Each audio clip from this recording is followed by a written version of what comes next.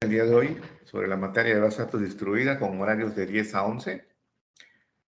Vamos a continuar viendo ya los últimos temas de la unidad 1 que se refiere a los fundamentos para establecer una arquitectura de distribución de datos y vamos a retomar ya los aspectos de cómo vamos a construir una arquitectura que nos permita instrumentar esta distribución de datos.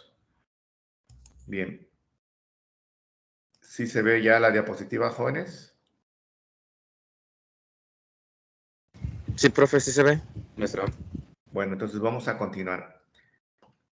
Como mencionamos en la última clase, hay tres factores fundamentales que nos van a permitir en mayor o menor grado lograr una distribución con las 12 metas que nos permiten incorporar la distribución de datos a través de las herramientas de integración y obviamente de los recursos que vamos a tener a través de las comunicaciones y de los gestores de base de datos. Nos referimos precisamente a lo que sería la distribución. Como ya mencionamos, estamos hablando de cómo vamos a dispersar los datos.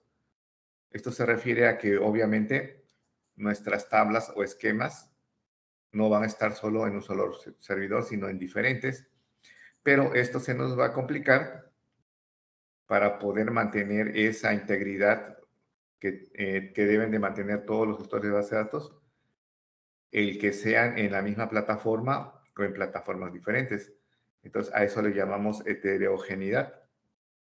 Y la heterogeneidad no solamente se refiere a utilizar el mismo manejador de base de datos en todos los equipos de cómputo, sino que también esos equipos de cómputo pudieran estar en diferentes plataformas de hardware, lo cual va a permitir que los procesos puedan efectuarse de manera más rápida o más lento, dependiendo de los recursos que tenga cada localidad que está participando en la colaboración.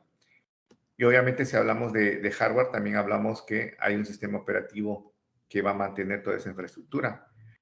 Entonces, entre más diferentes sean los equipos y los sistemas operativos, va a haber un mayor nivel de complejidad para poder hacer una integración.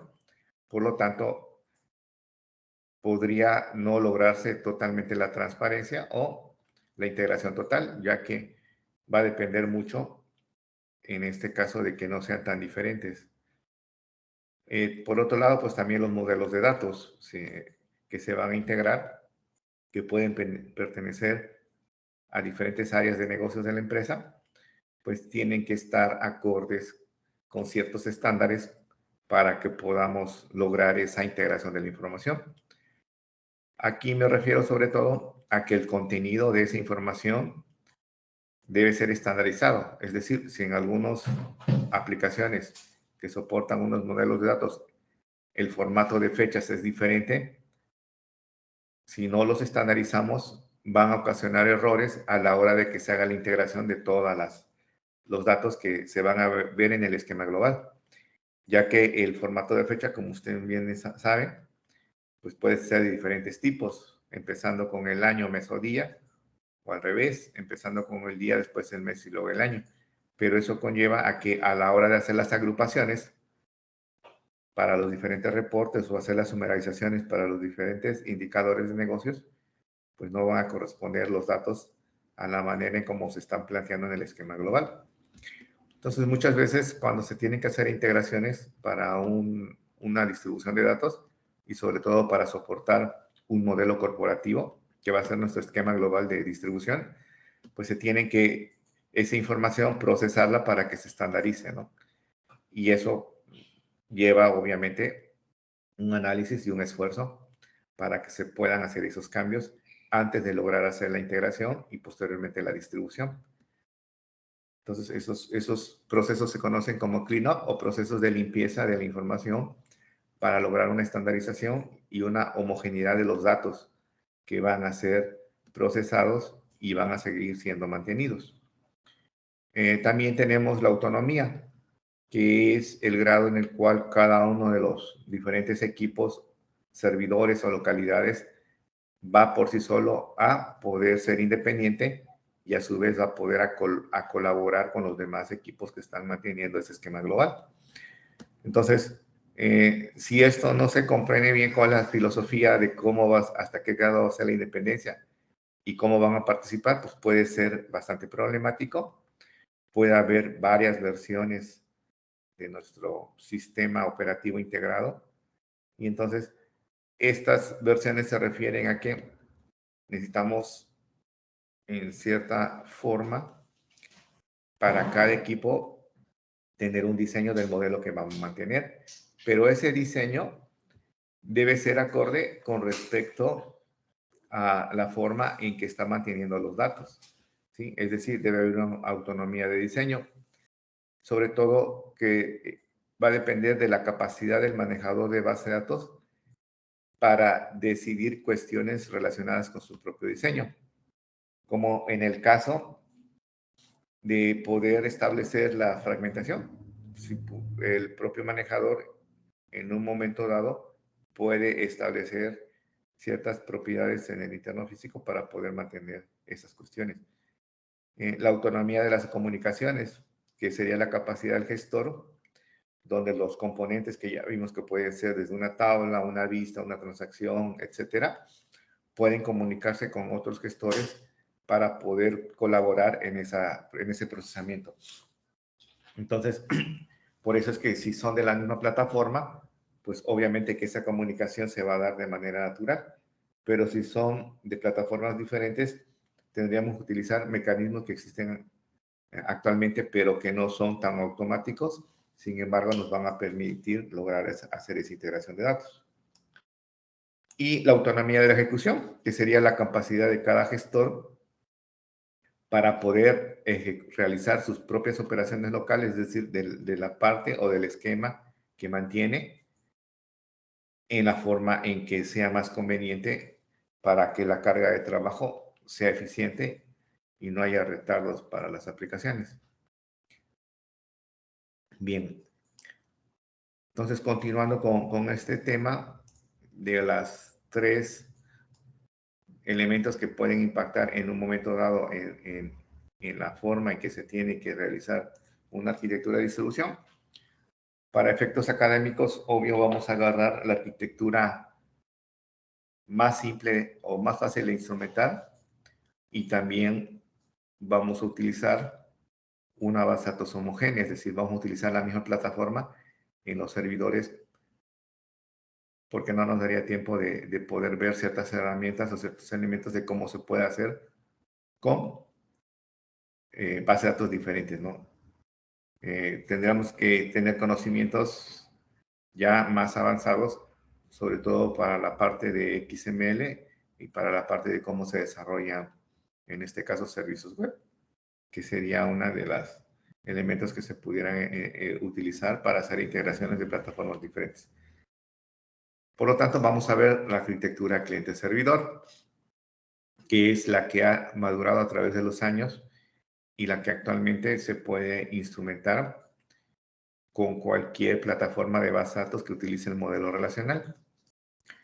Para esto, vamos a ver cómo evolucionó la arquitectura cliente-servidor a través de los años. Como ya les he mencionado, en las décadas de los 80 y 90, cuando apenas nacieron los primeros conceptos, todavía no se habían creado los gestores de base de datos como tales, como software, pues eran sistemas mainframes que estaban orientados a sistemas operativos, en este caso muy diferentes, no había un estándar a nivel internacional, por lo tanto cada fabricante tenía su propio sistema operativo. Sin embargo, existían lenguajes tradicionales que le llamamos de tercera generación, como COBOL, como C, como Pascal, que nos permitían desarrollar aplicaciones sobre todo con interfaces de textos, no eran gráficas. Por lo tanto, las redes de comunicaciones también eran privadas, porque dependían del fabricante y del hardware que había desarrollado para sus equipos, el poder hacer esa integración también de comunicaciones. Entonces, eran sistemas cerrados, no se podían conectar con ningún otro y eran aplicaciones con archivos tradicionales. Ya entrando a la década de los 90, continuando después del milenio del año 2000, pues ya la arquitectura cliente-servidor se logró consolidar gracias a que se establecieron una serie de estándares a nivel internacional por los fabricantes de equipo de cómputo, lo cual permitió también que el cómputo fuera cada vez más eficiente en cuanto a recursos hasta lograr acercarlo hacia las personas, es decir, que pudieran ya tener de manera individual una persona, una computadora personal para poder hacer procesamiento, ya que los mainframes pues solamente eran para instituciones educativas y para grandes empresas que podían pagar esa infraestructura. Al desarrollarse la arquitectura cliente-servidor y la computación personalizada, también comenzaron a aparecer nuevas herramientas de desarrollo de software y nuevos elementos, lo cual permitió ya desarrollar interfaces gráficas más flexibles para los usuarios y también nacieron las interfaces que utilizaban Internet. No tan solo ya eran herramientas que eran prácticamente compiladores que tenían que generar código binario e instalarse en cada computadora para poder utilizar una aplicación. Y nacieron las primeras herramientas de integración como ColdFusion o como los gateways de bases de gestores de bases de datos, que eran puentes de comunicaciones entre plataformas diferentes. Obviamente, al consolidarse ya el desarrollo de los primeros gestores de bases de datos, la arquitectura cliente-servidor permitió desarrollar dos tipos de componentes. Los componentes para los servicios de datos que ya mencionamos la semana pasada a qué se refieren, y los componentes que pudieran procesar la parte gráfica o que tiene que ver con el usuario final para darle, en este caso, una serie de validaciones y facilitarle también la captura de los datos o la forma de interactuar con los sistemas de cómputo.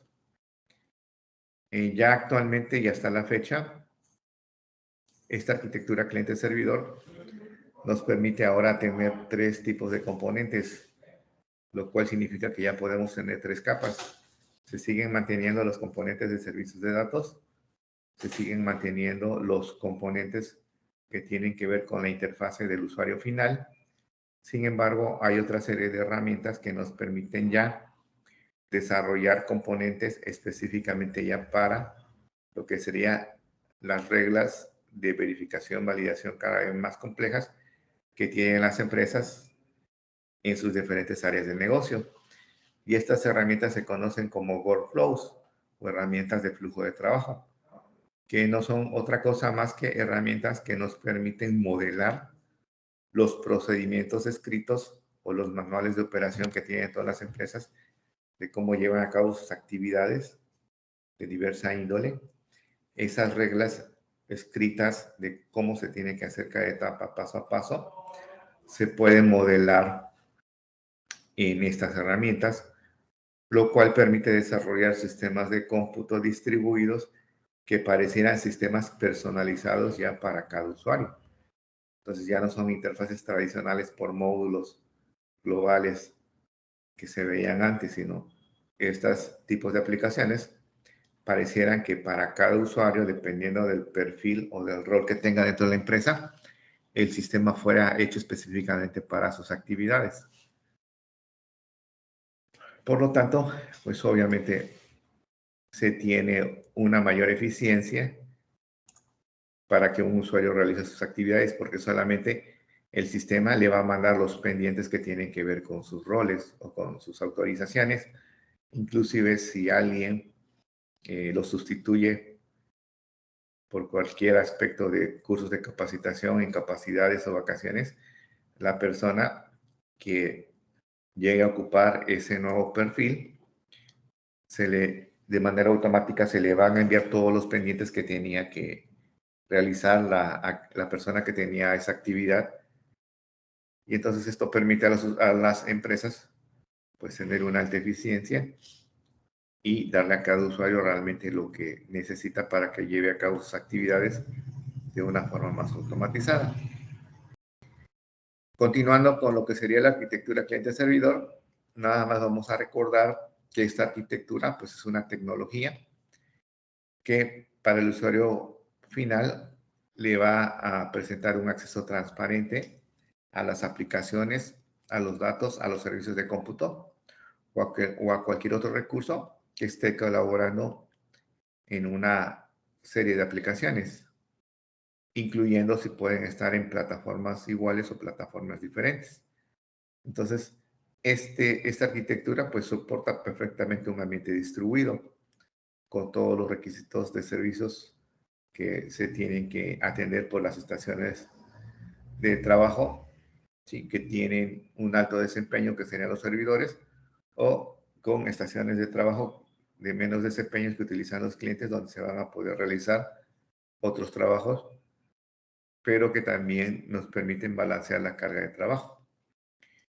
Y si atrás hay un gestor de base de datos, pues lo que va a suceder es que cualquier usuario que esté conectado a la red de comunicaciones va a poder realizar procesos, los cuales van a requerir una conexión hacia los servidores y estos a su vez van a abrir sesiones en las instancias de la base de datos para poder utilizar los servicios de datos que requieran estos procesos. Bien, la arquitectura cliente-servidor nos permite desarrollar 5 propiedades que soportan las 12 metas que tienen que ver con el desarrollo de una distribución de datos. En este caso, la propiedad de interoperabilidad, ¿sí? Es la que nos permite a sistemas diferentes intercambiar información, ya sea de manera estándar o a través de formatos de mensaje. Si ustedes recuerdan, cuando mencionamos una de las metas de los sistemas que tienen distribución de datos, hablamos en este caso de que son abiertos, es decir, se van a poder interconectar con otros sistemas.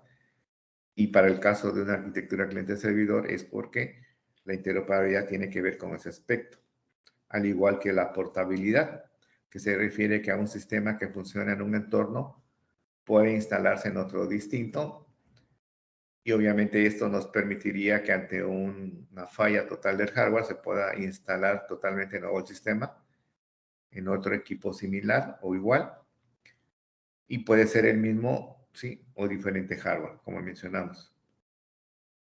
También la propiedad de integración que trae la arquitectura cliente-servidor, que no es otra cosa más que la capacidad de compartir e intercambiar información sin intervención externa y la consistencia del comportamiento y la presentación. Entonces, esto precisamente nos va a permitir hacer las integraciones de los servicios de datos y de las capas de interfase con el usuario a través de diferentes elementos que trae esta arquitectura para poderse llevar a cabo.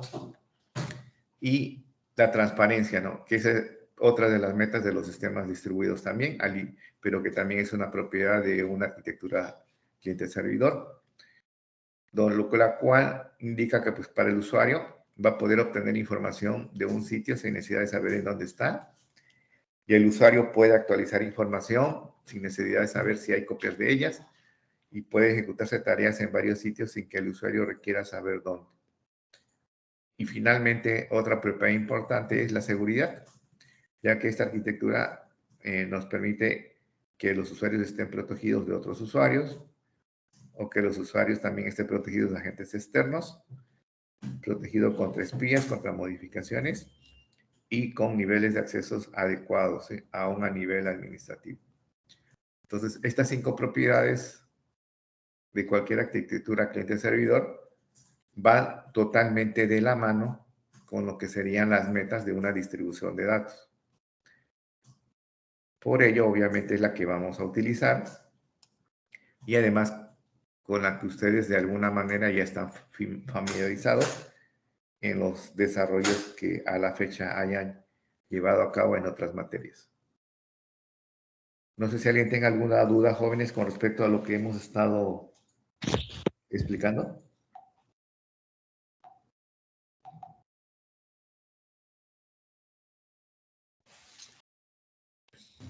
Pues de mi parte no, profesor. Bueno, entonces, aquí estamos concluyendo que las metas que siguen la distribución de datos, pues son de alguna manera permitidas si utilizamos una arquitectura cliente-servidor.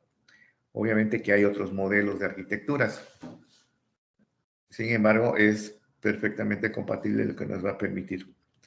Bien, ahora vamos a analizar un poco los aspectos de los gestores de base de datos para que entendamos por qué es difícil a veces integrar plataformas diferentes. Y esto muchas veces tiene que ver con la manera en que se construyen los catálogos de sistemas y obviamente el nivel interno físico que tiene que ver con el módulo de archivos de los sistemas operativos. Para esto nada más vamos a comparar dos, que de alguna manera ustedes ya utilizaron, que sería MySQL en las materias probablemente de fundamentos o de taller, que sería una plataforma que en algunas versiones es de uso libre. En las versiones más complejas ya se requiere pagar una licencia, ya que fue adquirida por Oracle. Aquí tenemos que esta plataforma, pues obviamente nos permite crear todos los componentes de los servicios de datos que establecen los estándares a nivel internacional. Sin embargo, vemos que también en la forma en que construyen su estructura física, dependiendo de ciertas capacidades de las versiones, pueden crear comportamientos diferentes, obviamente para mantener esos datos. Y los vamos a ver aquí. En la sección de la izquierda, en la esquina, tenemos algo que se llama comparación de los motores. Es decir, cada versión de MySQL pues tiene capacidades diferentes dependiendo de qué tipo de motor se vaya a utilizar para hacer el diseño del modelo de datos. Y aquí, referente a algunos elementos principales, ¿no? Como sería, ya vimos si se va a manejar transacciones, ¿sí? De manera múltiple y obviamente la sentencia rollback. ¿Sí recuerdan para qué es la sentencia rollback en una transacción, jóvenes? Lo vimos en la materia de taller. ¿Para qué nos sirve el rollback?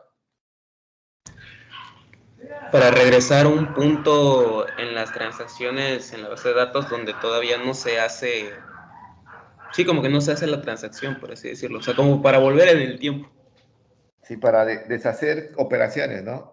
Y eso Exacto. lo hacemos cuando nos damos cuenta probablemente que la lógica o la regla que estamos verificando a través del modelo de la transacción pues no se cumple. Entonces, como no se cumple alguna situación o alguna verificación, pues tenemos que deshacer los cambios que ya se habían efectuado previamente, ¿no? Bueno, entonces aquí tenemos 4 columnas que se llama MySAM, InnoDatabase, HEAP y NDB, ¿sí?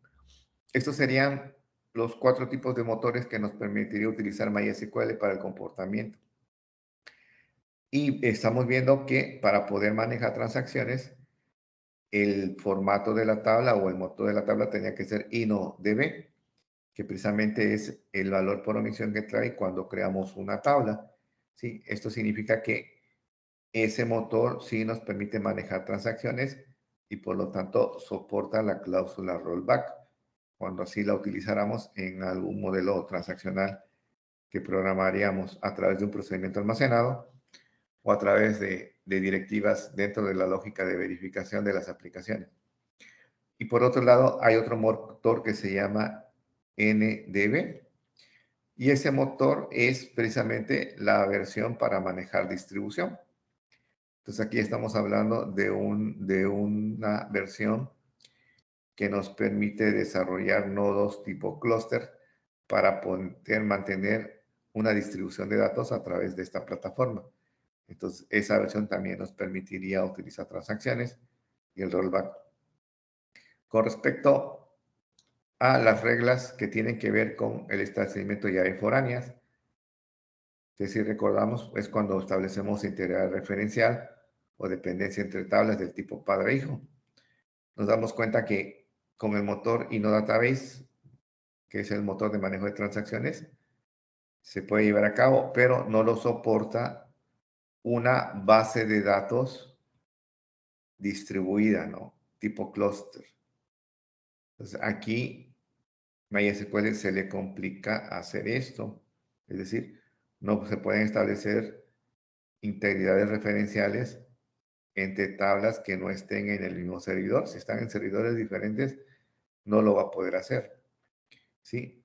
También, si recordamos un poco sobre los modos de lectura, que en este caso son el bloqueo de las filas, o en un momento dado el bloqueo de tablas, para poder, obviamente, establecer el comportamiento de el manejo de una transacción.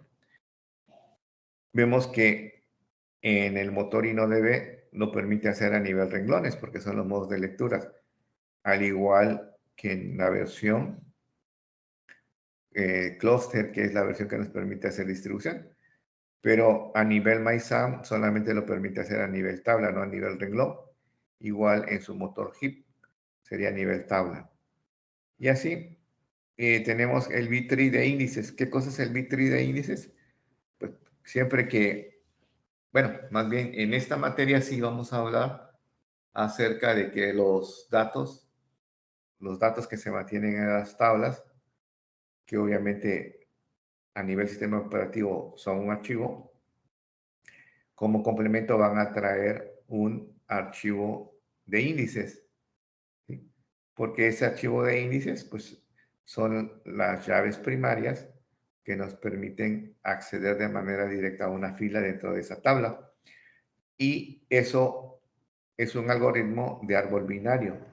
Por eso es que aquí le está diciendo B-tree, o sea, el árbol binario de índices es soportado en el motor MySAP, en el motor InnoDatabase, porque estamos hablando de transacciones, y en el motor cluster, pero no en el motor heap.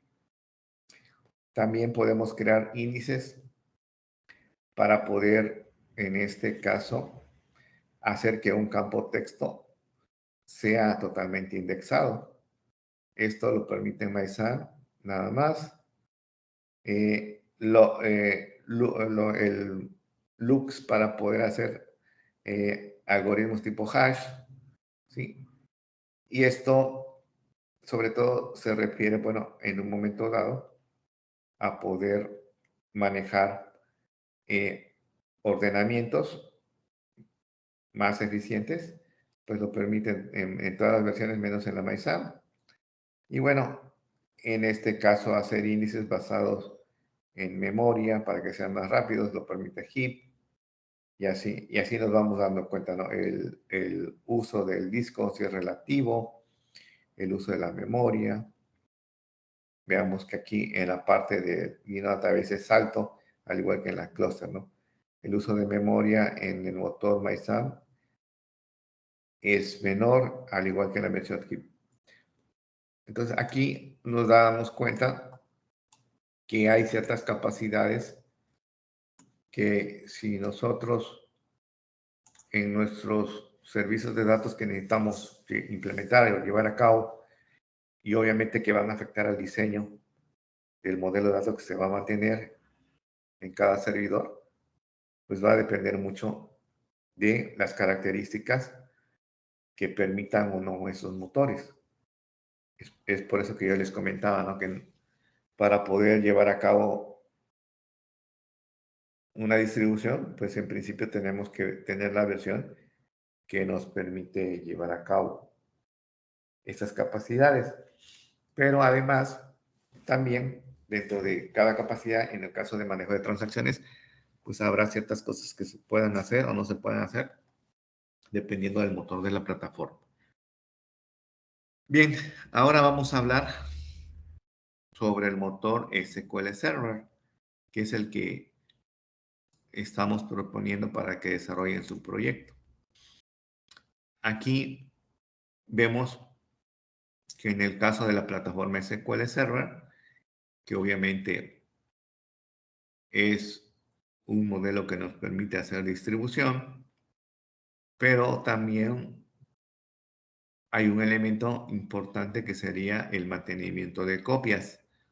Ese mantenimiento de copias nos va a permitir que los sistemas de cómputos, aparte de tener distribución, pues, se puedan recuperar a ciertas fallas. Y en ese sentido, pues, la replicación es una tecnología que va a permitir copiar, distribuir datos y objetos para luego poder sincronizarse también entre todos los, obviamente, las bases de datos que se están integrando como un esquema global. Y en la mayoría de los casos, la replicación es un proceso de reproducción de datos con ciertos objetivos deseados. Dentro de eso, la tolerancia a fallas o en un momento dado balancear la carga de trabajo. ¿Sí? Entonces, en el caso de la plataforma clientes SQL Server, nos va a permitir hacer diferentes técnicas de replicación con una variedad de enfoques. Y estos enfoques obviamente nos van a permitir en mayor o menor medida tolerar esas fallas o balancear la carga de trabajo. Y bueno, tenemos la replicación en un solo sentido, que sería unidireccional, es decir, una base de datos principal que va a estar contenida en un servidor que le llamamos publicador, se va a replicar a algún elemento que le vamos a llamar suscriptor o servidor secundario, que es el que va a mantener la copia. Y entonces se va a dirigir esa copia al suscriptor para que la copia, cuando sea requerida por alguna situación, esté disponible. Y obviamente eso se mantiene en línea. Para liberar de carga de trabajo al servidor que tiene que hacer el envío de esa copia hacia el suscriptor, se puede tener un servidor que se llama distribuidor, que se encargaría de hacer esa carga de trabajo para aligerar la carga al publicador. Pero también se puede omitir, o sea, podemos tener una replicación directa de un publicador a un suscriptor sin que intervenga un distribuidor. Y obviamente estamos hablando aquí que esta plataforma de base de datos pues, nos va a permitir manejar modelos de transacciones tal y como lo hemos visto en la materia de taller, y nos va a permitir los modos de lectura, pero también, aunque aquí no lo dice la gráfica, nos va a permitir realizar una fragmentación de tablas de manera horizontal, obviamente siempre y cuando sea la misma plataforma en los diferentes servidores que van a colaborar en esta distribución. Y es lo que precisamente vamos a instrumentar como parte de su proyecto de esta materia. Llevar a cabo esta fragmentación y llevar a cabo esta replicación para ver los criterios que provienen de los requisitos del diseño de cómo se podrían soportar ciertas fallas. Bien, jóvenes, ¿alguna pregunta hasta ahí? Bueno, también algo que me faltaba mencionarles es que esta plataforma de SQL Server hasta cierto punto es fácil de configurar porque trae programas de ayuda específicos para hacer esa configuración o wizard. Adicionalmente de que vamos a tener ejemplos de configuraciones ya en los temas que vemos en las unidades correspondientes. Entonces, MySQL, aunque sí nos permite hacer una distribución con la versión nodo cluster, un problema que vamos a tener si es que la queremos utilizar es que esa versión es muy pesada para Windows. Existe la versión para Windows, pero es muy pesada, requiere muchos recursos y podríamos bajar la versión para Linux, pero tendrían ustedes que reformatear sus equipos para poder utilizar esa versión. Adicionalmente, pues no tiene programas de ayuda cuando se hacen las configuraciones.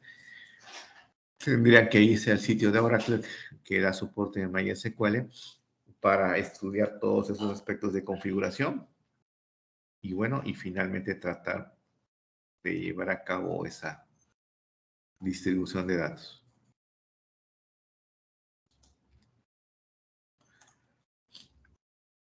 ¿Alguna pregunta, jóvenes?